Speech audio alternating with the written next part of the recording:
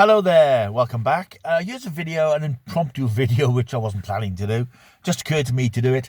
Sunday afternoon, it's the 27th of October. I'm just out and about for an hour, just getting a bit of the last afternoon sun. The clocks went back yesterday, so winter draws on, as they say. But on the way out and about today, I've been listening to the radio, as I often do. And Johnnie Walker is broadcasting on Radio 2, the classic veteran DJ, his last show. He's closing down his DJ career after 58 years. And I want to mention him because I did a little tribute to Steve Wright when he passed away earlier this year. And whilst Johnnie Walker hasn't passed away, he's very, very ill. I don't think he has a particularly long life expectancy. But I wanted to pay tribute to him because he connects me with my past, the 70s, growing up, listening to the radio. I listen to a lot of radio. If I'm at home working or out and about, I'll always have the radio on. I like listening to my own sort of selection of music, and I stream the odd thing, but there's something, I think if you're brought up with it, listening to the radio, hearing a voice, a familiar voice, introducing the records, playing the records, talking about the world, and I think it connects you to people. It sort of binds you to the world, and it binds you to that particular person, and I think being a radio disc jockey is a very particular skill, and if you can master it, as so many of these classic DJs did, then you've mastered a very specific art form. Because I think when you hear a DJ that you like or that you know and you've listened to a long time, you get to know them. You get to know their tone of voice, their cadences. You get to know their sense of humour, their interests, and so on. And they become like friends. Obviously friends you've not met, but reassuring voices. And as I say, I'm often out and about in the car, travelling round, off going to work or doing odds and sods. And it's nice to spend time in the company of a voice that you know that entertains you. And Johnnie Walker was one of those people because he's one of the great pirate DJs. There's not many of them left. There's Tony Blackburn, there may be one or two others who did their time in the pirate stations in the 60s and learnt their craft and learnt how to communicate and learnt to love music. And you don't get quite so much of that on the radio now. I know that Johnnie Walker in a recent interview said that he doesn't really agree with the cult of celebrity DJs, and I know that BBC do that quite a lot. They recruit TV personalities to do radio shows, and whilst they seem to do them very well, they're not properly trained in the way of being a radio broadcaster. I dare say they don't press the buttons, they don't select the music, that's all done by production crew. But Johnnie Walker and his ilk, they went back to the days when they played the records and they cued them in, and they became involved in the music. And I remember Johnny particularly back in the 70s when I was in college or at home listening to the radio. He had the lunchtime show on Radio 1, where on Tuesdays he would do the top 30 chart run. And I've always loved music charts. I've always loved that thing of watching records going up and down the charts. And it's not the same these days with downloading and streaming. I still look at the charts, but they don't mean what they did.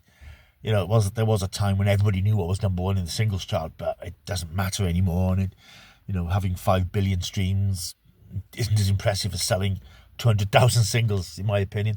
But then I was brought up in that era of radio and music when you went to a shop to buy a record. And Johnnie Walker sort of encapsulates that time listening to the radio Tuesday lunchtime when he would do the top 40 rundown, which I think he would do 1:45 after the news, I think it was, something like that.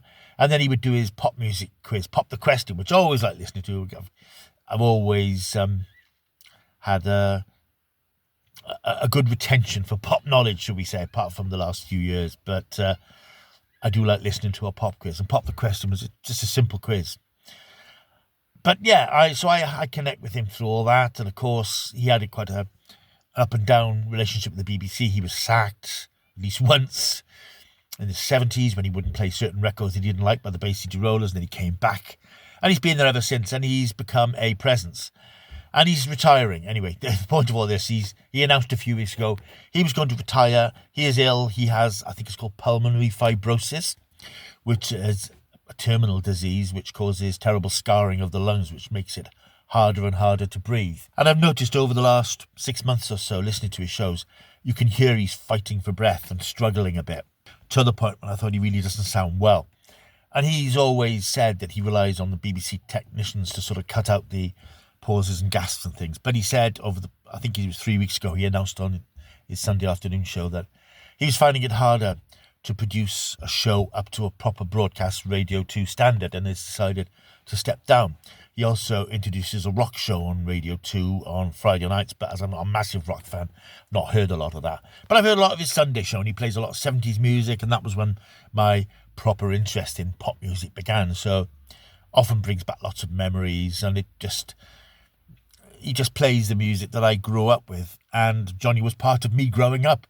So I just wanted to say this little message. He won't see it, but I just wanted to record my own thoughts on Johnnie Walker hanging up his headphones for the final time. I hope he has a long retirement. I mean, he is very ill. The inevitable is inevitable, as it is for all of us, but possibly sooner for him than many of us. But I hope that he has a few peaceful years where he can find some rest and relaxation. His wife Tiggy is his permanent full-time carer, and I hope that they have some time together and he can enjoy his retirement. I know it's enforced retirement. He doesn't want to go. Obviously, I think if you're a disc jockey or if you're into music, it's in your blood and you go on as long as you can. So it's obviously a difficult decision he's made. But for me personally, I'll miss hearing that familiar voice. It is a voice that, you know, it's like with Tony Blackburn. Tony Blackburn is as cheesy as hell. But hearing him on the radio with his terrible jokes, it just takes you right back 40 years ago. And there's not a lot of things that do that these days in today's crazy, mad world. Things that take you back to a quieter time are few and far between, and we miss them when they're not here. So I just wanted to pay tribute to Johnnie Walker and hope that his retirement is as long and peaceful as it can be. Right, thank you for watching this entirely unexpected off-the-cuff video. I will see you soon. Until I do, keep taking the stuff.